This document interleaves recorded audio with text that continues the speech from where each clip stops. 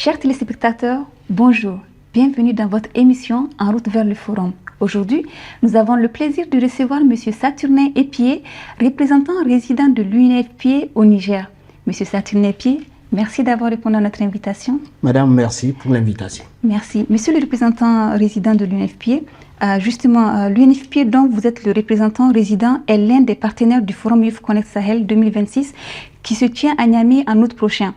Qu'est-ce qui a motivé votre institution à s'engager dans cette initiative? Bien, Madame, d'abord, je voudrais dire toute la reconnaissance du Fonds des Nations Unies pour la population UNFPA. Nous sommes en effet reconnaissants déjà pour l'invitation que vous nous avez adressée à venir nous entretenir avec vous, reconnaissants au leadership du gouvernement de la République du Niger, notamment à travers le ministère de la Jeunesse, des Sports et de la Culture, reconnaissant au dynamisme du Conseil national de la jeunesse et des associations de jeunesse au Niger. Maintenant, qu'est-ce qui a motivé notre implication dans l'organisation du forum? Nous sommes tout honorés d'avoir été associés à l'organisation de ce forum. Notre engagement vient en fait, Madame, de notre mission. À l'UNFPA, nous voulons que chaque jeune puisse atteindre son plein potentiel, aussi simple que cela. Et dans le cas précis du Niger, nous savons et les données nous disent que les jeunes de 15 à 35 ans constituent 33% de la population. C'est donc une richesse en termes d'innovation, une richesse en termes d'ambition, une richesse en termes de projet de vie. Et ce chiffre de 33% de la population, la tendance est la même dans les pays du Sahel. Donc l'UNFPA est privilégié de pouvoir s'associer à cela. Nous nous y associons aussi en réponse à un appel à la synergie au niveau des organisations et des agences du système des Nations Unies. Et donc nous sommes fiers de collaborer avec nos collègues du PNUD et de l'UNICEF en appui à Youth Connect. Merci, monsieur le représentant résident. L'autonomisation des femmes et des jeunes filles occupe une place importante dans les programmes de l'UNFPA.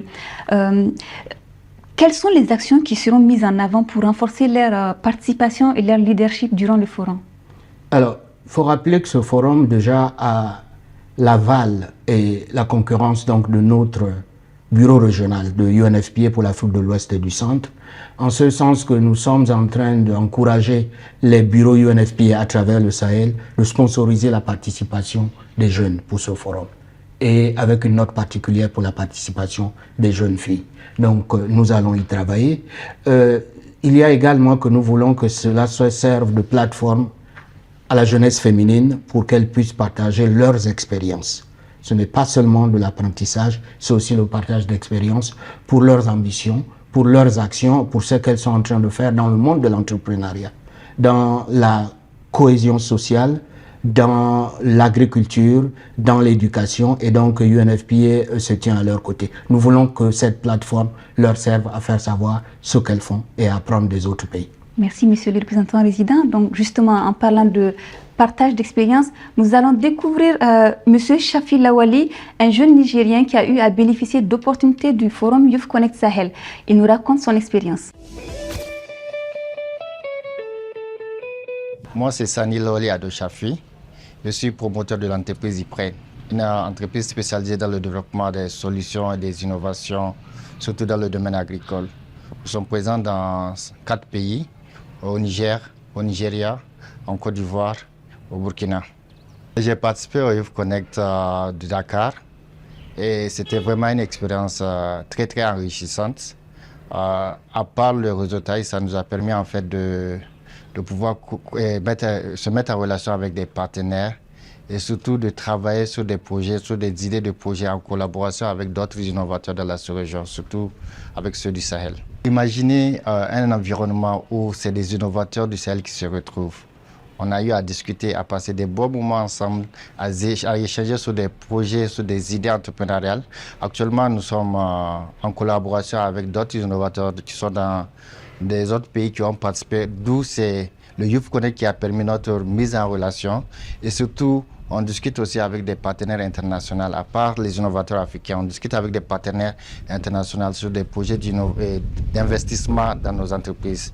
Actuellement, nous sommes dans la phase de due diligence et tout ça, c'est grâce à Youth Connect Sahel. Merci à M. Chafi Lawali pour ce beau partage qui doit inspirer les jeunes. Revenons sur le plateau. Monsieur le représentant résident, le forum ne dure que quelques jours. Comment faire en sorte que son impact se poursuive même après la clôture? L'impact se poursuivra donc à travers les réseaux que les différents jeunes, les différentes associations de jeunesse auront tissés entre elles, c'est important. C'est un forum qui donne l'opportunité de tisser des réseaux, d'établir des partenariats. Donc le forum se poursuivra sous cette forme. Nous en sommes pleinement confiants. Il y a aussi que pour ce qui concerne directement le Fonds des Nations Unies pour la population, l'UNFPA ne fermera pas la parenthèse après le forum. Qu'est-ce que je voudrais dire par là? Je voudrais dire qu'après le forum, ce serait important que ces conclusions nous servent. Et présentement, nous sommes en train de prévoir l'établissement et l'élaboration du programme de coopération entre le Niger et UNFPA, qui couvrira donc la période 2028 à 2032. C'est dire que le forum arrive à point nommé et les conclusions du forum pour nous serviront d'éléments dans notre analyse, dans notre programmation de nos prochaines interventions au Niger, et certainement nous en parlerons avec nos collègues dans les bureaux à travers le Sahel et au-delà. Merci bien pour ces mots. C'est donc sur ce message du représentant résident de l'UNFPA au Niger que nous fermons ce numéro. Merci de nous avoir suivis et à très bientôt.